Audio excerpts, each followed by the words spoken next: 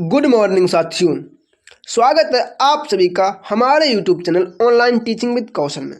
दोस्तों, अगर आप यूपी ट्रिपल एससी पीईटी की तैयारी कर रहे हैं तो ये वीडियो आपके लिए बहुत ही इंपॉर्टेंट है, क्योंकि मैं आपको यहाँ पर डेली एक प्रैक्टिस सेट करा रहा हूँ जो कि आपकी परीक्षा की दृष्टि से बहुत इंपॉर्टेंट है। क्योंकि जब आप जितनी प्रैक्टिस करते हैं उतना ही आपका स्कोर अच्छा होता है, आप में स्पीड आती है, आप में प्रश्न बनाने की क्षमता ज़्यादा हो जाती है जब आप डेली प्रैक्टिस करते हैं तब। तो मैं आपसे यही बोलूँगा कि आप हमारे साथ डेली जुड़े रहिए। मैं आपको डेली प्रैक्टिस कराऊंगा। मैं आपको यहाँ पर 50 प्रैक्टिस सेट कराने वाला हूँ जो कि आपके लिए बहुत इंपॉर्टेंट है। जब आप 50 प्रैक्टिस सेट कर लेंगे तो आपको पता चल जाएगा कि आपका कॉन्फिडेंस लेवल कितना हाई हो गया है। और साथियों, अगर आप में से कोई भी मेरे चैनल पर नया है और वीडियो को लाइक नहीं किया है तो वीडियो को लाइक कर लें, चैनल को सब्सक्राइब कर लें। तो चलिए क्लास को स्टार्ट करते हैं बिना किसी देरी के। दोस्तों, तो आज की क्लास का हमारा पहला प्रश्न क्या हो जाएगा? जिन अवयवों का संबंध वाक्य से नहीं, वक्ता के शोक और हर्ष आदि के भाव से होता, वे क्या होते हैं? जिन अवयव का संबंध वाक्य से नहीं होता है बल्कि बोलने वाले के हर्ष या शोक आदि के भाव को बताता है, उसे क्या कहते हैं? विस्मयादि बोधक अव्यय, संबंध सूचक अव्यय, क्रिया विशेषण या फिर समुच्चय बोधक अव्यय। तो पहले का आंसर क्या हो जाएगा साथियों? उन्हें विस्मयादि बोधक अव्यय कहते हैं। ऑप्शन नंबर ए बिल्कुल राइट आंसर हमारा हो जाएगा। अगला क्या है? प्रश्न नंबर 2, ने का प्रयोग किस कारक के साथ होता है? ने का प्रयोग किस कारक के साथ होता है? तो किसके कारण? कर्ता कारक के पास। कैसे? ऑप्शन नंबर बी हो जाएगा राइट आंसर। कर्ता ने कर्म को कर्ण से के द्वारा इस प्रकार से होते हैं। चलिए अगला क्या है हमारा? प्रश्न नंबर 3, निम्नलिखित में से कौन सा जोड़ा सही नहीं है? इनमें से कौन सा जोड़ा है जो सही नहीं है? चलिए, बेटा न बेटी बेटियां बिल्कुल सही है। श्रोता और श्रोतागण ये भी सही है। वधू वधुएं ये भी सही है। लेकिन डिबिया और डिबियां ये गलत है। तो option number B right answer हो जाएगा कि यही जोड़ा सही नहीं है। अब इसके बाद अगला क्या है हमारा? प्रश्न नंबर 4 क्या है? बकरी का पुल्लिंग रूप बताइए। बकरी है, इसका पुल्लिंग रूप क्या होगा? तो क्या होगा? बकरा हो जाएगा। कितना सरल है ये तो। Option number D. ठीक है, चलिए अगला क्या है हमारा? प्रश्न नंबर 5, कन्नौजी हिंदी किस उपभाषा की एक बोली है? जो कन्नौजी हिंदी है ये किस उपभाषा की एक बोली है? तो 5 का आंसर क्या हो जाएगा साथियों? पश्चिमी हिंदी की बोली है। किसकी? पश्चिमी हिंदी की बोली है। तो ऑप्शन नंबर क्या हो जाएगा? बी बिल्कुल राइट आंसर हमारा हो जाएगा। अब इसके बाद क्या है? प्रश्न नंबर 6, उसने पढ़ लिया होगा कैसा वाक्य है? उसने पढ़ लिया होगा ये कैसा वाक्य है? ये तो कैसा? इसमें संदेह है ना, क्यों संदेह हो रहा है? पढ़ लिया होगा या पढ़ रहा होगा ये थोड़ा पता है पूरा। तो क्या ऑप्शन नंबर बी हो जाएगा? क्या संदेहवाचक वाक्य है। और साथियों इसके बाद जो हमारा अगला प्रश्न है, प्रश्न नंबर 7 क्या है? साथियों आप देख रहे हैं यहाँ पे मैं आपको डेली प्रैक्टिस करा रहा हूँ, तो आप हमारे साथ ऐसे ही जुड़े रहिए। अगला क्या है? 7, पुनर्जन्म का संधि विच्छेद है। जो पुनर्जन्म है इसका संधि विच्छेद क्या हो जाएगा? तो साथियों पुनर्जन्म का संधि विच्छेद क्या हो जाएगा? पुनः धन जन्म।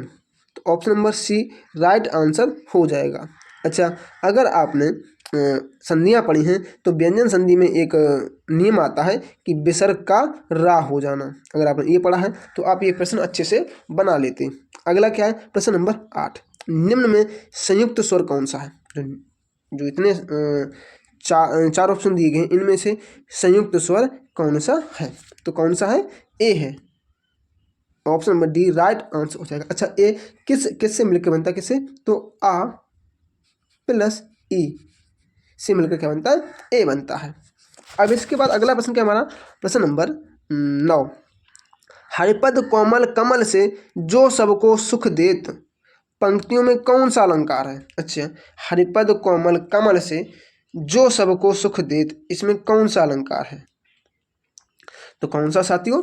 उपमा अलंकार है। क्या उपमा अलंकार है? ऑप्शन नंबर यहाँ पर ए राइट आंसर हो जाएगा, क्योंकि यहाँ पर जो हरि के चरणों की तुलना कमल से की गई है। किससे? हरि जी हैं इनके, या भगवान लोग कुछ भी मान लो आप, इनकी चरणों की तुलना कमल के फूल से की गई है। अगला क्या है हमारा? सॉरी साथियों, थोड़ी सी तबीयत ठीक नहीं है। अगला क्या है? प्रश्न नंबर 10, राम खाना खाएगा इस वाक्य का कर्मवाच्य रूप है। राम खाना खाएगा, इसका कर्मवाच्य हमें बनाना है। तो क्या हो जाएगा, राम से खाना खाया जाएगा। Option number B right answer है क्या, राम से खाना खाया जाएगा। अब इसके बाद अगला क्या है हमारा, प्रश्न नंबर 11, क्या हो जाएगा, आज मेरा खाने का मन नहीं होती है, अशुद्ध अंश स्पष्ट कीजिए। अच्छा, मन नहीं होती है यही गलत है, मन होता है ये होता है, क्योंकि ठीक है। तो 11 का क्या हो जाएगा, डी, यही गलत हो जाएगा। मन नहीं होती, मन नहीं होती है, मन नहीं होता है, ऐसा होता है। अगला क्या है, प्रश्न नंबर 12 है, इनमें सही विन्यास का शब्द बताइए। सही विन्यास का शब्द मतलब कौन सा, मतलब या कौन सी वर्तनी शुद्ध लिखी हुई, मतलब कौन सा जो है बिल्कुल शुद्ध लिखा गया है। तो क्या इसमें अध्ययन सही लिखा है, कौन सा वाला अध्ययन, सी नंबर वाला अध्ययन, कौन सा जो सी पे है वह सही हो जाएगा। तो ऑप्शन नंबर सी यहाँ पर राइट आंसर हमारा हो जाएगा। अब इसके बाद क्या है हमारा, प्रश्न नंबर 13 है, जिसे क्षमा ना किया जा सके उसके लिए एक शब्द निम्न में से कौन सा है। जिसे क्षमा न किया जा सके उसके लिए एक शब्द बताइए। तो क्या आएगा, अक्षम्य। अच्छा, अक्षम्य कौन सा वाला हो जाएगा, देखो ये गलत लिखा है अक्षम्य, ये भी गलत, ये गलत। तो क्या option number D right answer हो जाएगा, बिल्कुल सही आंसर हो जाएगा ऑप्शन नंबर डी। जिसे क्षमा ना किया जा सके उसे अक्षम्य कहते हैं। अब इसके बाद अगला क्या है हमारा, प्रश्न नंबर 14 क्या हो जाएगा, क्या है, हाहाकार हुआ क्रंदनमय कठिन ब्रज होते थे चूर, पंक्ति में रस है। हाहाकार हुआ क्रंदनमय कठिन वज्र होते थे चूर, इसमें कौन सा रस है बताइए। तो क्या हो, इसमें भयानक रस है, क्योंकि यहाँ पर मतलब कुछ बहुत भयानक चीज़ों के बारे में बात की जा रही है।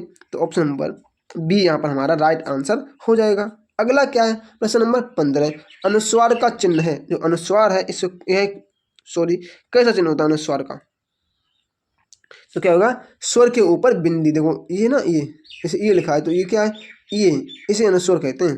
ठीक है, तो क्या हो जाएगा, option number D right answer हो जाएगा, स्वर के ऊपर बिंदी। साथियों, मैं आपको यहाँ पर डेली एक प्रैक्टिस सेट करा रहा हूँ। ये हमारा प्रैक्टिस सेट नंबर कौन सा है, 11 प्रैक्टिस सेट नंबर है। जब तक आपका पीटी का पेपर होगा तब तक मैं आपको 50 प्रैक्टिस सेट करा दूंगा।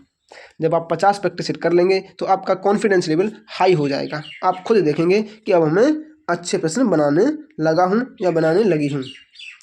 तो साथियों, मैं आपसे यही कहूँगा कि आप हमारे साथ जुड़े रहिए। मैं आपको बहुत कॉन्फिडेंस लेवल हाई करने की गारंटी लेता हूँ, क्योंकि जब आप डेली 50 प्रश्न करेंगे और 50 प्रैक्टिस सेट लगवाएंगे तो आप देखेंगे कि आप बहुत सारे क्वेश्चन बिना देखे ही बना ले जाएंगे। तो साथियों, मैं आपसे यही बोलूँगा, अगर आपने वीडियो को लाइक नहीं किया तो वीडियो को लाइक कर लें तथा चैनल को सब्सक्राइब जरूर कर दें। अपने दोस्तों के पास भी क्लास को शेयर करें ताकि वह लोग भी 15 से 20 मिनट में 50 प्रश्न कर सकें। ठीक है, तो चलिए अगला प्रश्न हमारा क्या है, प्रश्न नंबर 16, हिमालय के लिए सही संधि विच्छेद को चुनिए। हिमालय के लिए, अच्छा हिमालय का सही संधि विच्छेद क्या हो जाएगा बताइए। तो क्या हो जाएगा साथियों, हिम धन आलय, क्या हिम धन आलय हो जाएगा।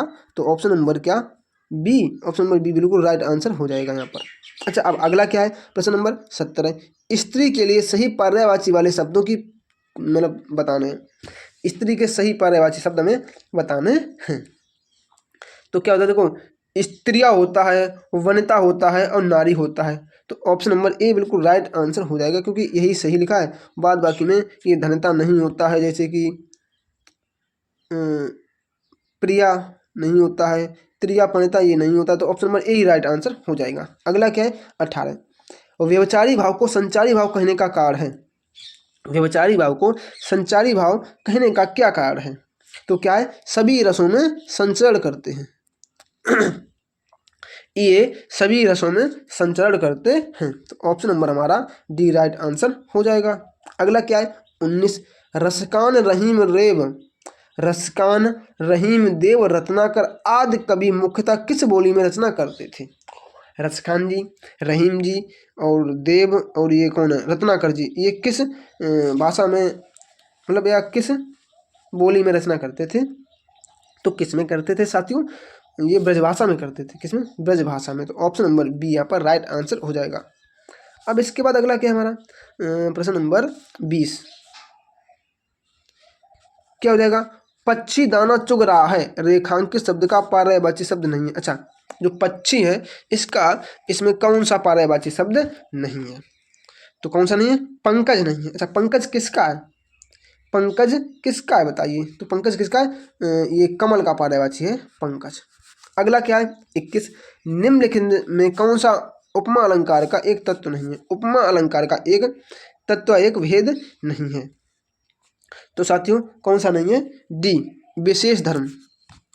उपमा अलंकार का विशेष धर्म नहीं है, यह वाचक शब्द होता है। ठीक है, चलिए अगला क्या है?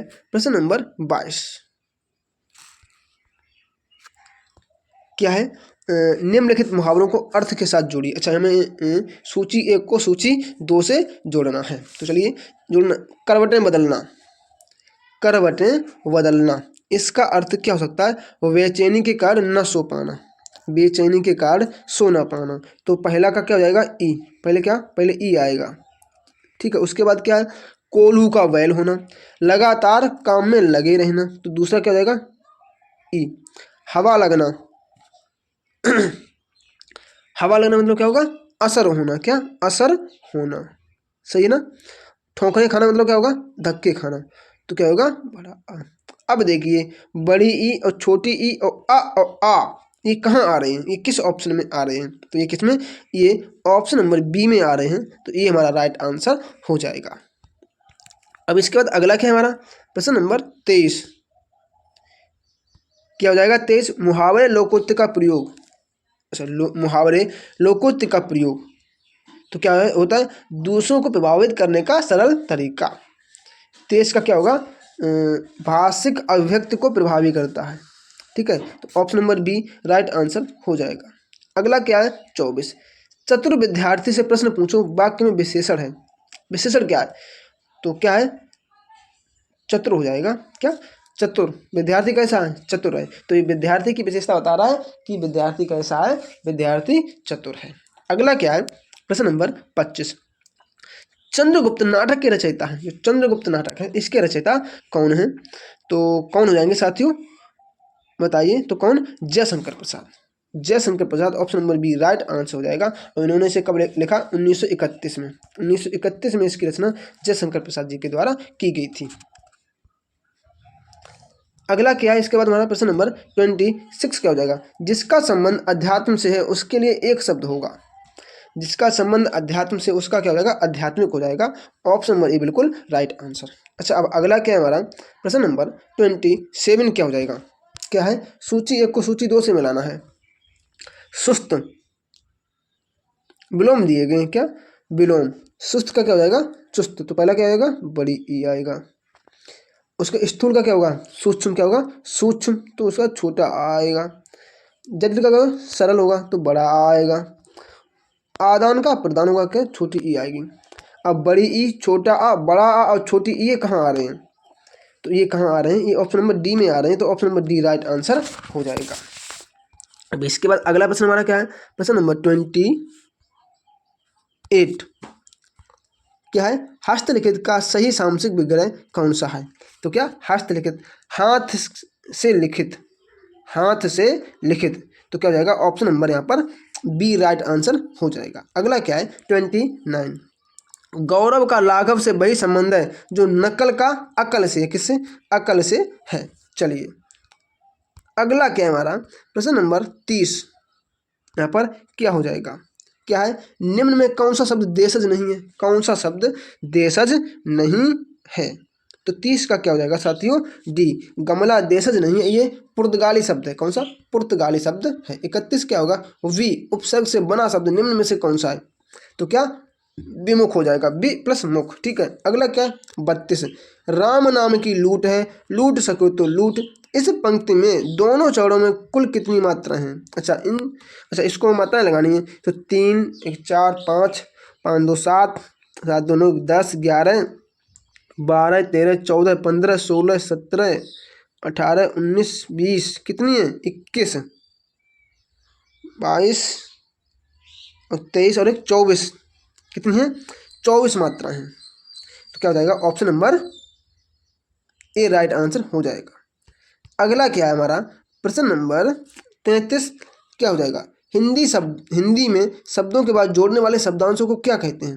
हिंदी में शब्दों के बाद जोड़ने वाले शब्दांशों को क्या कहते हैं? तो इन्हें क्या कहते हैं? परसरक कहते हैं। Option number B right answer हो जाएगा। 34 क्या है? क्रोध रूपी अग्नि बराबर क्रोधाग्नि, यह कौन सा समास है? बताइए। तो कौन सा है? कर्मधारय समास है। ऑप्शन नंबर सी ए बिल्कुल राइट आंसर हमारा हो जाएगा। अगला क्या है? 35 उत्थान का निम्न में से कौन सा विलोम शब्द है? उत्थान का पतन हो जाएगा। ऑप्शन नंबर ए बिल्कुल राइट आंसर। अगला क्या हमारा?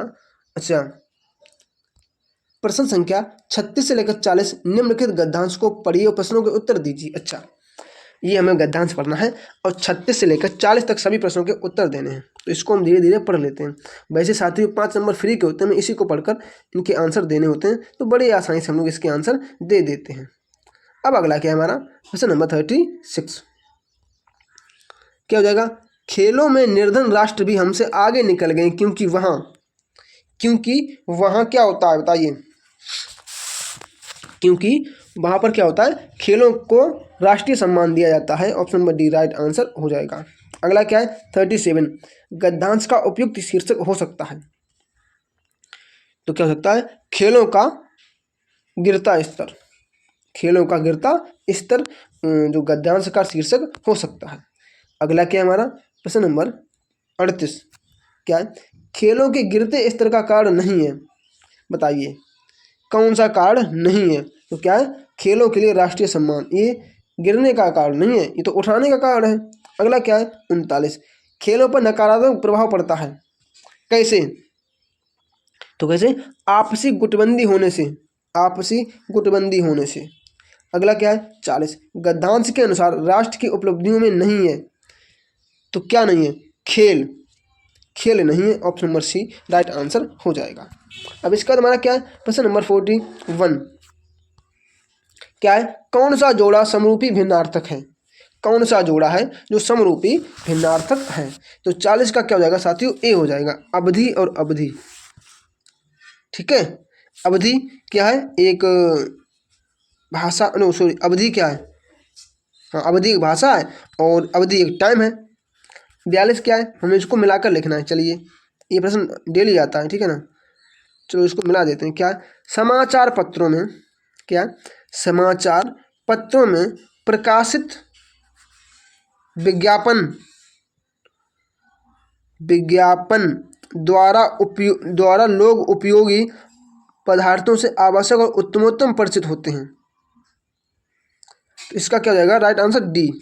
पहले ए आएगा, उसके बाद व आएगा, फिर रा और फिर ला। ठीक है, चलिए अगला क्या है हमारा? प्रश्न नंबर 43 गोधूम शब्द है। गोधूम कैसा शब्द है? तो कैसा है? तद्भव है। कैसा? तद्भव, क्योंकि ये गेहूं का पर्यायवाची है। अगला क्या हो जाएगा हमारा? इसका राइट आंसर क्या हो जाएगा साथियों? 44 किस छंद के प्रथम 2 चरण दोहा छंद के और शेष चरण रोला छंद के होते हैं? बताइए ऐसा कौन सा छंद है जिसके पहले 2 चरण दोहा छंद के और शेष 4 चरण किसके? रोला के होते हैं। तो 44 का क्या हो जाएगा? ए कुंडलियाँ कहलाती हैं। अगला क्या है हमारा? प्रश्न नंबर 45 क्या हो जाएगा? निम्न में कौन सा शब्द तत्सम है? तत्सम शब्द का चयन कीजिए। तो कौन सा? ए आलस्य हो जाएगा। 46 क्या है? वाक्य में तृतीयपूर्ण भाग का चयन कीजिए। अच्छा, वीर सैनिक कहते हैं। क्या? वीर सैनिक कहते हैं कि हम विद्रोही शत्रु नहीं होगा, यहाँ पर शत्रु ही होगा, विद्रोही का प्रयोग नहीं किया जाएगा। तो option number B right answer हो जाएगा। अगला क्या है हमारा? प्रश्न नंबर 47 भावयुक्त अनुवाद। अच्छा, इसका अनुवाद बताना है। आई वॉज ओवरजॉयड, इसका अर्थ में बताना है। 47 का आंसर क्या होगा? मेरा दिल वाग वाग हो गया। चलिए अगला क्या है? 48 क्या हो जाएगा? पूर्ण वर्तमान काल को स्पष्ट कीजिए। इनमें से ऐसा कौन सा मतलब ऑप्शन है जो पूर्ण वर्तमान काल को दर्शा रहा है? तो कौन सा है? अब हमारे पढ़ने का समय हो गया है। Option number A right answer हो जाएगा। 49 क्या है? रिक्त स्थान की पूर्ति कीजिए। राम ने डैश देखी है। तो राम ने डैश क्या देखी है? तस्वीर ही देखी होगी। चलिए अगला क्या है हमारा? प्रश्न नंबर 50। ये आज का अंतिम प्रश्न है जिसका आंसर आप सभी लोग मुझे मेरे कमेंट बॉक्स में कमेंट करके जरूर बताओगे। ये बताओगे कि आज के इन 50 प्रश्नों में आपने कितने प्रश्न सही किए हैं। अगर आपका स्कोर 40 प्लस सही रहता है तो आप अच्छा कर रहे हैं, अगर थोड़ा सा वीक है तो आप थोड़ा सा ज़्यादा पढ़ें। ठीक है, तो चलिए साथियों, अगर आपने अभी तक चैनल को सब्सक्राइब नहीं किया है तो चैनल को सब्सक्राइब कर लें, वीडियो को लाइक कर दें, अपने दोस्तों के पास क्लास को जरूर शेयर कर दें। ठीक साथियों, तो चलिए मिलते हैं अपनी कल की क्लास में, तब तक के लिए जय श्री राम, राधे राधे।